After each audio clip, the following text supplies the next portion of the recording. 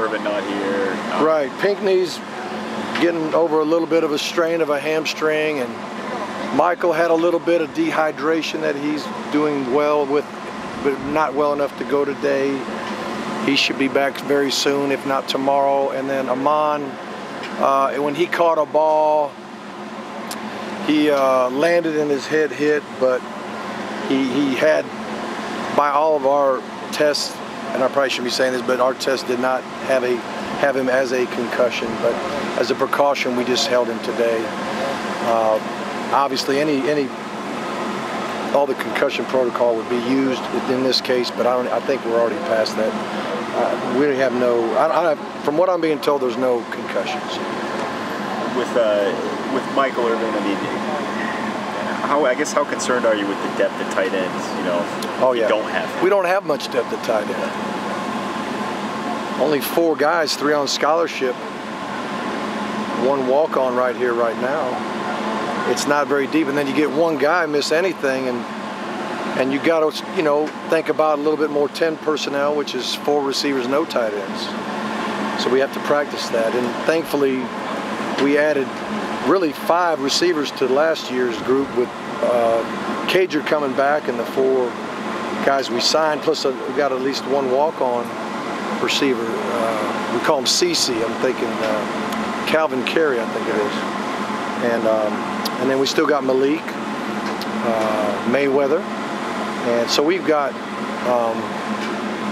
You know, when I'm thinking about Malik Mayweather, I usually don't do it this way, but I did put Malik on aid. He's been a tremendous student. He's been a tremendous player.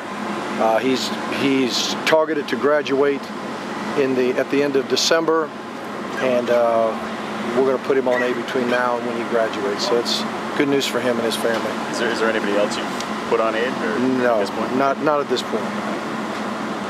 Mark, you just talked a little bit about, you know, the situation with the tight end depth. Do you find yourself in a kind of dealing with it a little bit the same way you had to deal with Mark in the spring, or is Chris just?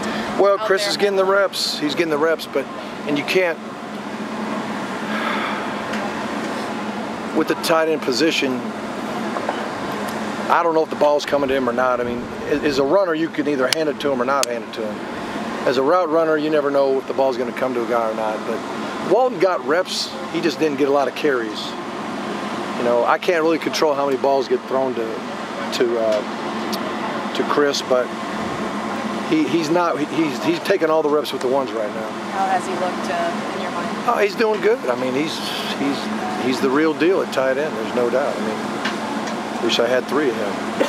I don't think any of us are making too much of quarterbacks pre-scrimmages or anything like that. But does Malik look more confident? Does he look like he's throwing with more zip, tighter ball, that kind of thing? I don't know if he's throwing any differently as far as the spin of the ball or the zip on the ball and all that, but I think he's been making excellent decisions, and he's thrown the ball very accurately. I'll say that. He's had a very good camp to this point. Well, in your experience, just dealing with fall camp and your evaluations, how long does it take, you think, to get a proper evaluation on a player? Well, we're going through installation again. We're putting in our plays, and we actually took a slower version of that, where if we had install 1, 2, 3, 4, 5, 6, we were kind of doing it each day. Well, this year we decided to go 1A, 1B, 2A, 2B, 3A, 3B. So we're going much slower on install, and so now it's almost 10 practices probably before we get most everything, and maybe 12 practices. So as they're learning, it's really kind of hard to say who's doing what. Coach, with this group, would you say that method of the 1A, 1B, is that helping them pick things up the way you want? It is. I think it's helping everybody, even the veterans, because if you go at breakneck speed, we used to do it.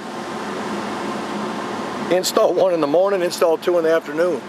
3, 4, 5, I'm talking about back in the 2-a-days days. And within 5 days, we'd have every install. We'd have 10 different installs, including short yardage, goal line, red zone. It was crazy how fast we used to go.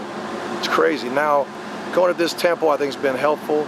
And the other thing is, when you install pass concepts, You really got to do that in 7-on-7 time. So when we installed it first, we had one skeleton or 7-on-7 early in the practice and one later in the practice to get it all in. Now that we've split it in half, I only have to do one 7-on-7 a day instead of 2 a day, which is helping these guys on the volume of routes that they're running and DBs chasing. And I think that was a real smart thing that we did there. And I'd like to say it was my idea, but it was a good idea. Is tomorrow full contact? Well, we're allowed to. We're not going to tackle to the ground. There may be some type of tackling drill that the defense does, but against each other, we're going to continue to thud until the first scrimmage, which I think is a week from Saturday. What's today? Friday? A week from tomorrow, I think the first scrimmage. Couple more, guys. Okay. No, that's good. Oh, okay. Actually, no. I was thinking about it with the Dolphins. You know, Tannehill. Right. When you have a quarterback who is the guy, you know, clearly the guy. And I know it's different pros and colleges, but just what can that do to the players and the team? You know, if the guy gets hurt? Yeah. Only thing I would say is I think everybody understands football, you know, is a physical game. It's a game of attrition, and things happen.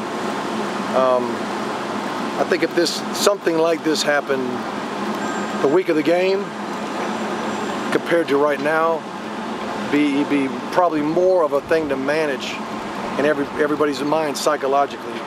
My guess is, you know, whatever, I don't know what the result's going to be, but my guess is they'll have time to get used to what's going to be normal. And I think that would help, I would think.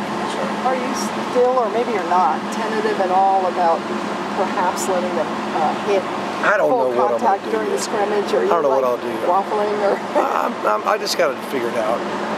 If I think I need to do it to learn more about all these guys and their ability to maybe make a play with their feet, or maybe to get hit and get back up. Or, I mean, we'll probably let them play.